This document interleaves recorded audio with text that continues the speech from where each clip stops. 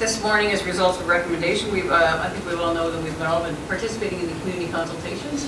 And I've got Liz and Louise here from TerraNova to come forward. Please come forward and do a presentation. So you've all received a copy of the report that was presented, and then they're going to just a very highlighted overview and a PowerPoint presentation, and then subject any questions either Liz or Louise can answer, or I can be of assistance. Yeah, just take a second before you speak. I was remiss in not thanking the outgoing board chair, Laurie Williamson, and the vice chair, Frank Hale.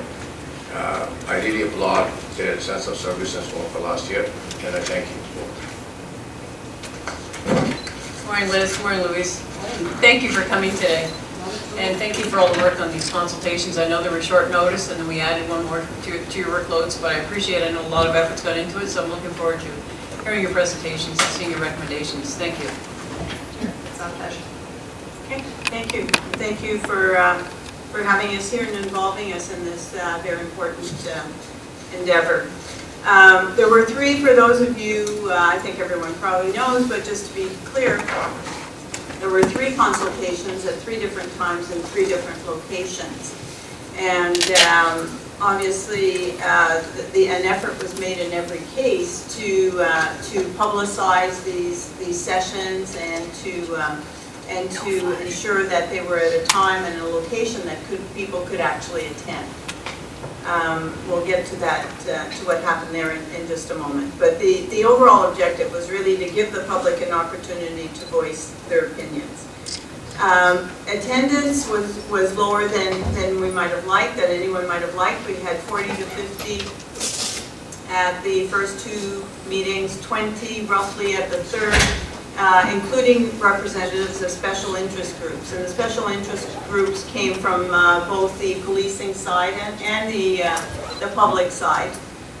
Chief Evans was there for all 3 sessions. Members of her management team and senior officers were there, quite well represented actually. The Police Services Board members were well represented as well at each session. And we had representatives of local and regional media outlets at each one as well. Each of the consultations was 2 hours long. They were set up as tables with 6 to 8 people at each table. There was a senior member of Peel Regional Police at each one. And this proved to be something that the participants appreciated. It was the dialogue that was going on between the two and the opportunity to challenge each other and to share information that was particularly valued. We handed out a sheet of information, just facts about Peel Regional Police and its practice of street checking. And at the end of each session, there was some direct dialogue with Chief Evans, Q&A, and sort of summing up. There are a few quotations from people in the report and in this presentation, but by and large, it's our reporting of what would happen, and hopefully we've captured what there is. It's divided into 3 sections. The first one being the third-party perspective, and we thought it was important to be specific about exactly what these consultations represent in terms of public opinion, since we've called it a public opinion.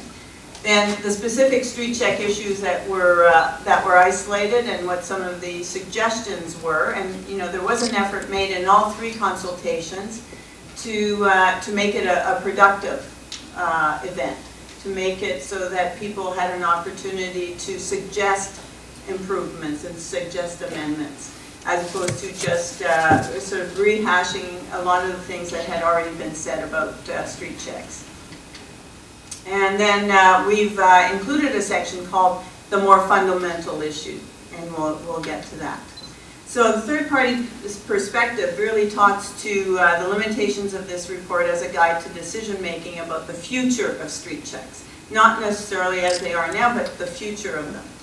And the first point here that we'd like to make is that one of the factors that influences the sort of representativeness of all this is the limited representation of the region's citizens at these consultations.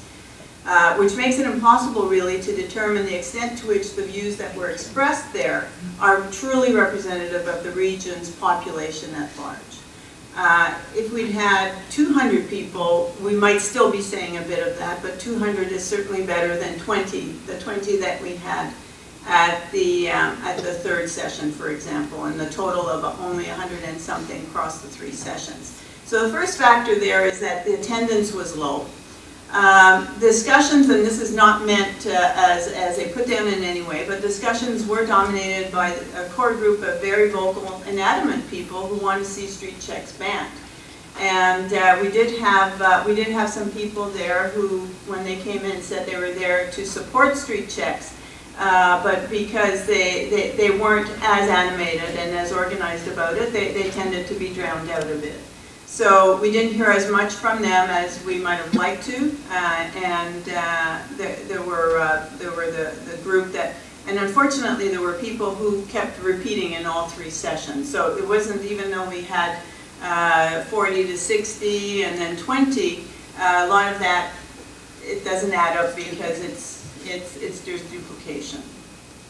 The other disappointing aspect here that does limit representation is that there were very few young people at these sessions, or citizens with first-hand experience with street checks. So we had some, but not a lot. If we'd had a room full of them, we might have gotten more of a perspective on exactly what goes on. Now, there's no way of determining why more people didn't participate. These sessions like this, it's always impossible. You don't know. Even though every effort, there were no weather problems on those 3 days, which we might have had at that time of year, but there was really nothing there for us to pinpoint as an issue, and they were well publicized. The second factor that limits the overall representation is the absence of a common and clear understanding of street checks. And the province has found this as well in some of their consultations, and it is one of the main findings, because it means that sometimes opinions are ill-informed, sometimes people are confused, sometimes opinions are based on incomplete or contradictory information, or even erroneous assumptions, because no one has really defined what exactly a street check or what carding involves, what's done with it, and the public has and imagines things, and not just imagines, but has experienced certain things, and there's just no consistent definition of what this thing is. So the lack of a standardized provincial protocol contributes to this. There's also the inability of people to distinguish with how it's done in Peel as opposed to how it's done in Durham or in Toronto, in the city of Toronto, or anywhere else. And the use of different terms, carding, street checks, that has caused some confusion as well. And there's definitely some limited understanding of the Peel Regional Police perspective and of the perspective of most police services. Anytime something was unveiled to them or mentioned to them, there was always some surprise. Oh, is that really it? Well, we didn't know that. And just based on the questions that were asked, and we had a few written things that people were able to fill out as well. And based just on those, we had questions as basic as, what is a street check? And when does it happen? So, you know, the public at large doesn't really have a firm or consistent understanding. And the regular reinforcement of negative aspects by the media, because that obviously is the news. When things go wrong or when there's negative impressions, then the media will report on that. And honestly, the police services haven't done a great job, it seems, of presenting their own perspective. So that's element number 2 of the limitations. So I just want to go through what the implications of that means. And the first is that from our third-party perspective, extreme caution should be exercised before basing a major decision like the future of street checks on points of view collected during the course of public consultations of this nature. So it's key to keep in mind as we go through this that very valuable issues were identified, and we're going to go through those, and there are definitely some improvements that are required. But this was not a definitive analysis, and it is not robust enough to fuel critical operational decisions. That robustness can only come from a solidly representative quantitative analysis rooted in a complete, clear and shared understanding of what street checks are, as well as their current role and value to PRP. So as long as everybody's on the same page and they all have a clear understanding and you have a robust quantitative sample, then an operational decision could be made.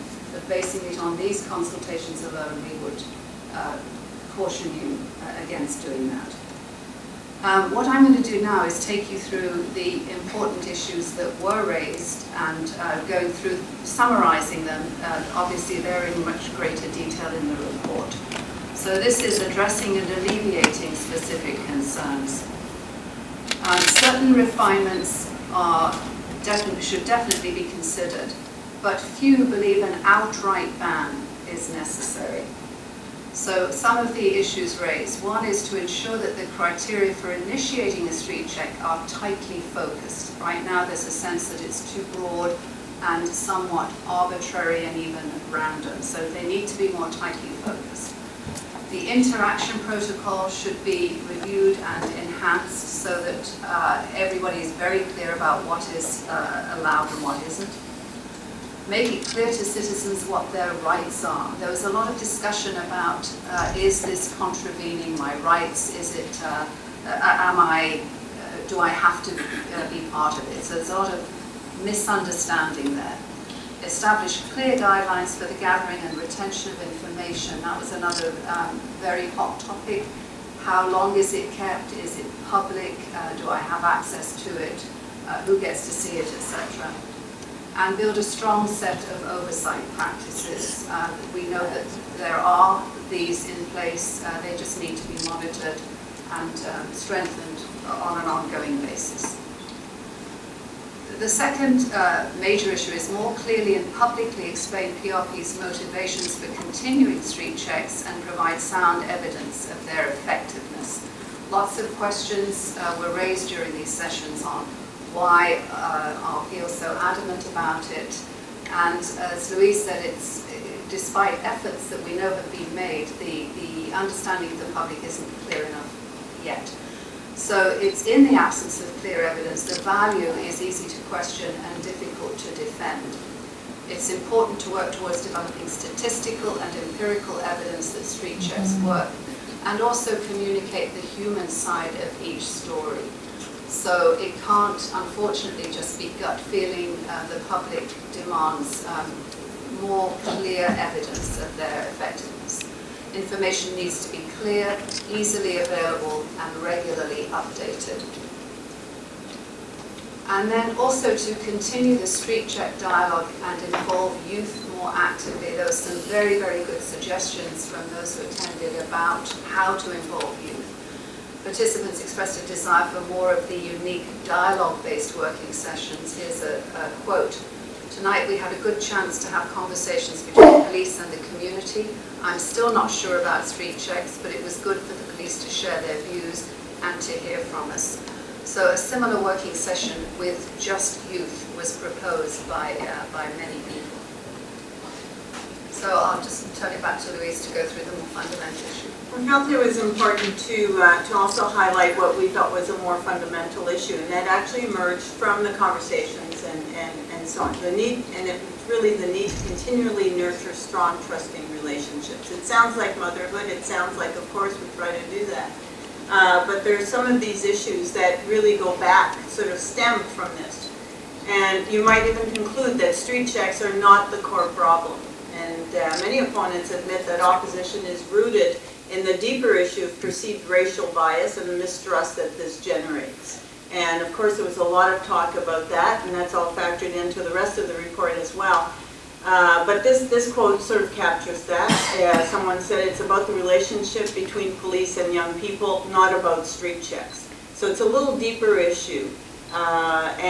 Street checks has been getting most of the blame for it, but it's contact, it's the way the relationship evolves, and it's the communication that happens between people and the interaction.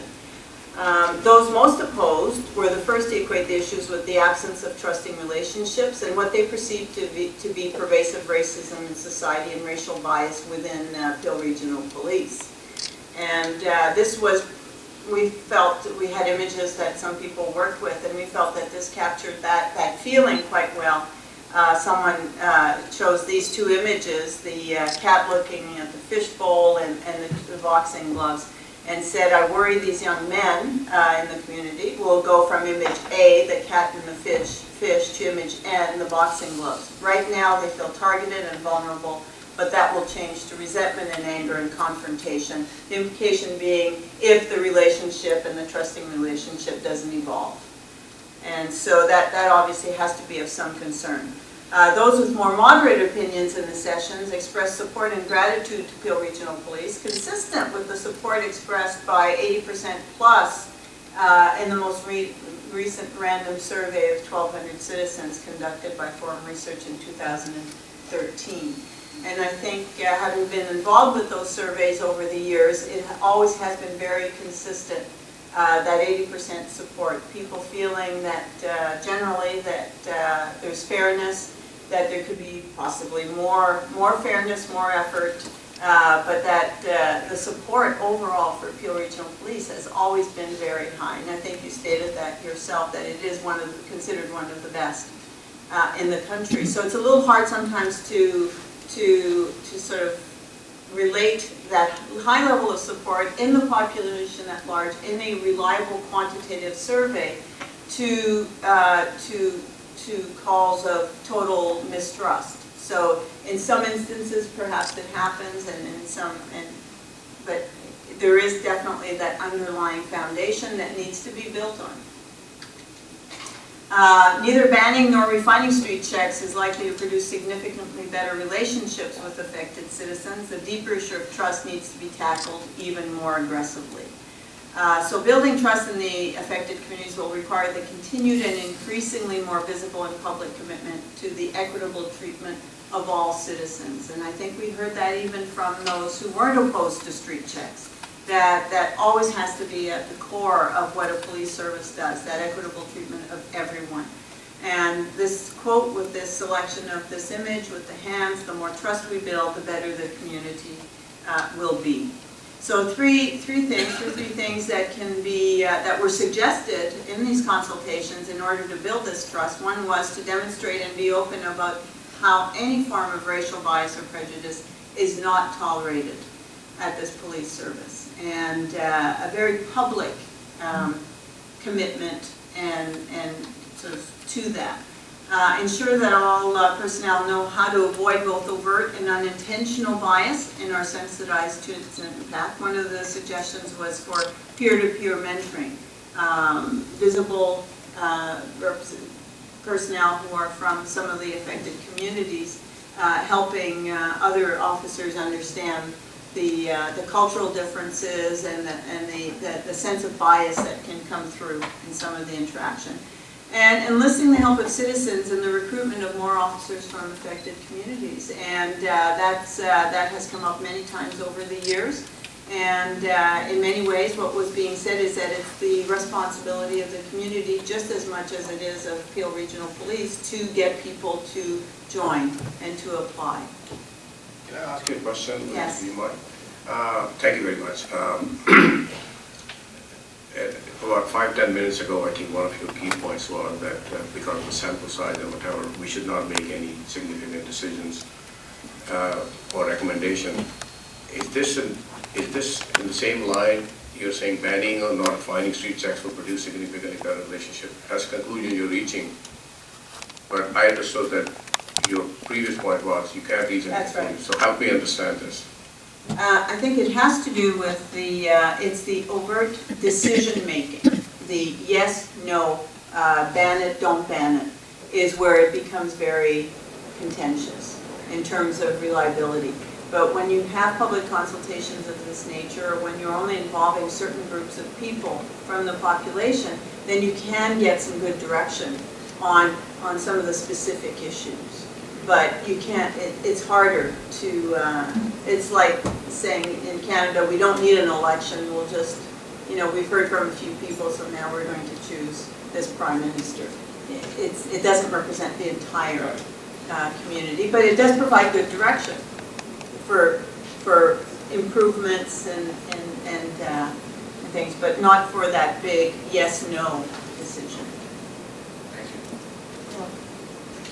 Okay, a few more points. Engaging citizens more directly in working through issues of mutual concern would generate a stronger sense of confidence in PRP and its practices.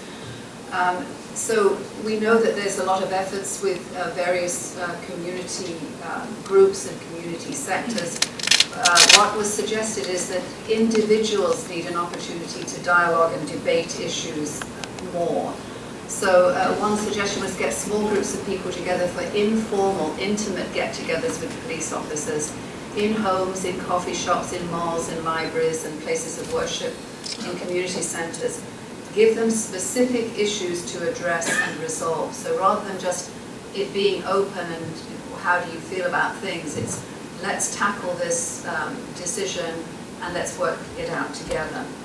Involve all officers at PRP in these grassroots encounters. Establish a working it out together advisory panel of average citizens, all ages and races, seek their input on a regular basis. Make it easy for the public to join in, either in person or electronically.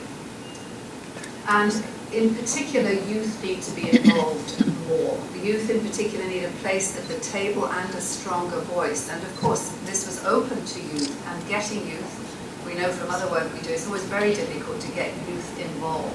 So young people need to be approached on their own turf and in the context of their own youth culture.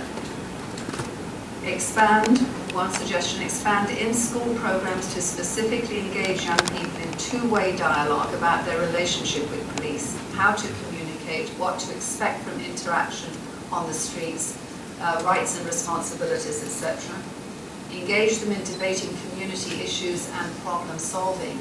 When youth realize that they are being listened to and notes are being taken of what they're saying and they see results, then they're more anxious to participate. Involve all PRP officers in these initiatives, not just those who are already working with youth. Develop internet-based social media strategies as a safe way to express and debate their views, because peer pressure, as you all know only too well, is always an issue with youth. Give them incentives for participating, i.e. community hours, special apps, special privileges.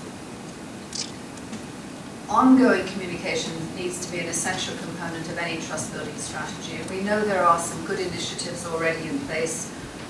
What's important to always keep in mind is that no matter how much you communicate, it's never enough. And this is true of any organization. Make it clear that PRP is committed to evolving with the needs of the community. Be open and transparent about challenges, but focus on finding solutions. Use common language to make it easy for everyone to understand and relate to. Keep messages simple and straightforward. Provide regular updates. I can't stress this enough. It's one thing to go out to the public and to get information, but they need follow-up. It needs to go back again. This is what we learned from you. This is how we're going to act on it. Demonstrate with concrete examples the progress that is being made and why it's important. And proactively involve local media as active community participants. So the final slide here is just to summarize what we believe is the most important issue here, which is the whole issue of trust. It's about trust, build trust in small ways, help people come together. And to reiterate, that's the fundamental underlying issue. If you focus only on street checks, pro or con, you're ignoring what is a more serious issue underneath, and the building of trust. I think great progress has already been made, but clearly more needs to be made, and in more demonstrable ways. So as we said, there's more detail, more specific suggestions in the report, but this concludes the summary of it. Thank you. I really appreciate you coming and explaining. Questions? I'm Norma Nicholson, and you can tell I'm a minority. I just want to say thank you very much for the report, because you took a lot of time to do that. I also want to thank our chief and her staff for putting this together, because we had asked for one, then it became 3. Those are my comments in terms of how this rolled out. So I have a few questions. You talked about the affected communities. You also talked about the population of Brampton. Help me understand, who were you expecting to come to those? Like, who were you expecting? What number would have made it better? I don't think there's a number. There is no number. If 1,000 people had come out, it might have. But it's, in other work that we do, we try to ensure that we have almost an equal representation of the pro, the con, and the undecided when we're dealing with a social issue. And in this case, we had more of the against side without really hearing any story from the pro side in any significant way, and certainly not having opinions from that large silent majority. And that's always an issue when you're dealing with public issues, because there are a lot of people who don't speak out. Are they the ones, the 80%, part of the 80% who support Peel Regional Police and believe there's equitable treatment? We don't know, but it's there is, to answer your question, there is no exact number. It's the lack of representation of the population at large that is most worrisome. Okay, so I want to take this opportunity to share with you and to ask, did you find out who are the people that live in Peel that are affected by this issue? Like, am I hearing that you expected Caucasians, a mix of the population in Peel to have attended those sessions? Was that your expectation? Not necessarily. It would have been great if they had been there. Okay. But all we're saying is that unless you get that robust sample, you shouldn't make decisions. It could be that the other 80% would have agreed totally with what was said in the meeting, but in the absence of knowing that, It's not true.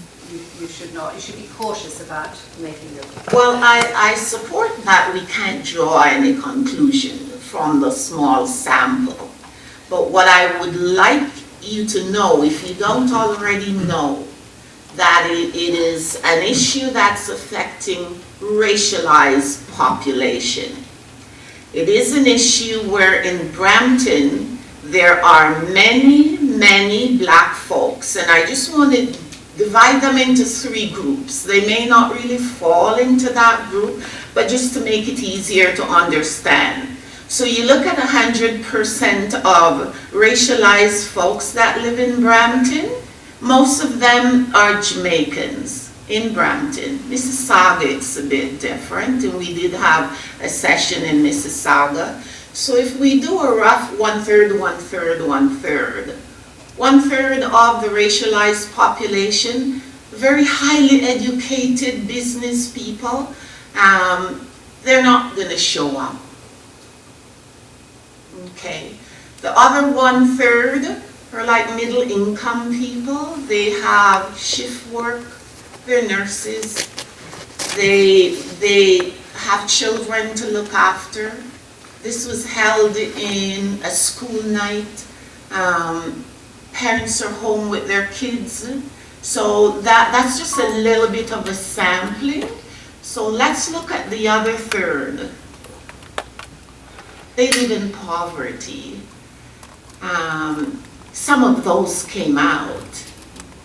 I think what disturbed me the most was where it was mentioned that there were some young people who said they came because they got pizza. And before judging others, please try to understand them, because many youth in Peel go to school each day without a meal. And if I'm one of those youth and someone says to me, there's going to be a consultation at the Gibson Center, and I say, Guy, I'm so hungry, give me a pizza, I'll drop in. So please don't stop me. I just want to finish this. I also want to point out today is that the value of minorities do not decrease based on someone's inability to see their worth. They don't decrease at all. So when you look at the small group that came out, I want you to look at folks from the lower income. The table I sat at, there wasn't one person there that graduated from college. They're working shifts, they're working in precarious jobs, and I don't know where it was advertised for those people. Was it placed in a barber shop, for example, where black men gather on a Saturday? Was it placed in a West Indian supermarket where people get together and talk? Was it placed, I don't know where the postings went. I know it may have been on the web. Was it placed where those youth gather? If you go by the corner of City Center right now, there are a lot of youth who are supposed to be in school, they're just hanging out there. Did they know about it? There's a lot of youth who goes to school, they have to work part-time hours. So I just want to finish by saying that I am so proud to live in Peel. Oh, our police officers, they're doing such a dynamic job. They reach out to our youth night and day. They know they have to do lots more as we continue to grow. I am so proud of them. And one of the things I'm totally disappointed with is that you expected more of these people to show up, you expected them to know more, and no, they won't. They won't. They're not all highly educated people. They're just precarious jobs. They're just trying to live. They're just trying to understand, why is it my son is stopped and I don't understand? And that's why you will hear things like, I don't understand street check. I don't understand what is going on. And that's what our police is trying to do. So please don't judge them. Please don't. And if this report goes to the public, may I ask that the part about the pizza be taken out? I find that totally embarrassing. I go up to Brampton and I work at a food outlet, and all kinds of people come looking for food. I could sit here today and I could cry. Yeah, because it is very painful. You will not have many individuals coming out to these forums. There was a report that you may or may not know of. There's a representative here from Beacon. It was called the FACE report. And there was a similar outcome in terms of the population was too small. Well, I can say today that if you're working with racialized folks, you will not see many of them come out. Unless we had things such as a meal, or had babysitting, or we had them different times of the day or on the weekend, and then the small numbers add up. So I want to end by saying, not putting down your report, because you've spent lots of time doing that, but the sense I get is that you don't know the people that you've done this report on. And I do want to say they have a lot of worth. We do need to listen to them, no matter that you find more on the negative side than on the positive. People don't really care how much you know. I They think care how much you respond to that. We totally agree with everything you say. I mean, it's an excellent. We've done a lot of work with high school dropouts, for example. We know the misery that's out there. And our point is that those people were not at these sessions, and you can't expect them, in fact, you're totally right, to show up at these things. And if you do want them, you have to create something for them where they're comfortable. Go to the grocery store, the Jamaican grocery store, and put a sign up, and even get them right off the street. The work we did with the dropout kids, we got them in shelters. They came from everywhere. So we understand, but they weren't represented, and And the other side of the story wasn't represented either, but I think hopefully the report, because it has a fairly large section on what the issues are and how to make it better, will help everyone and will represent, because they weren't there, but they were represented to some extent by some organizations. And I think the voice, that voice was certainly heard, and there's excellent direction for making things better for them. Our main issue is, should street checks be banned or should they not be banned? Is there enough evidence from this? And I think that's that. And we totally understand what you're saying and feel totally for it. Thank you. Any other questions? Thank you for the report. Excuse me. And I also want to thank the chief for standing up in front of some of those rooms, and I want to thank her staff. I know it was a really long day. Probably they'd already run a shift, and then they were asked to come and sit at these meetings, and a lot of the tables I were at were lively, and I know that the officers, I don't know if you handpicked them, but they really were an extraordinary group that I was able to participate with, who found a way to listen to some pretty tough language and some strong feelings, and they didn't deflect it. They listened, and I really appreciate that. I would agree with you that this is a very small sample size, and it's not robust or sufficient to guide what this board does, and I think it confirms what I thought it was going to be.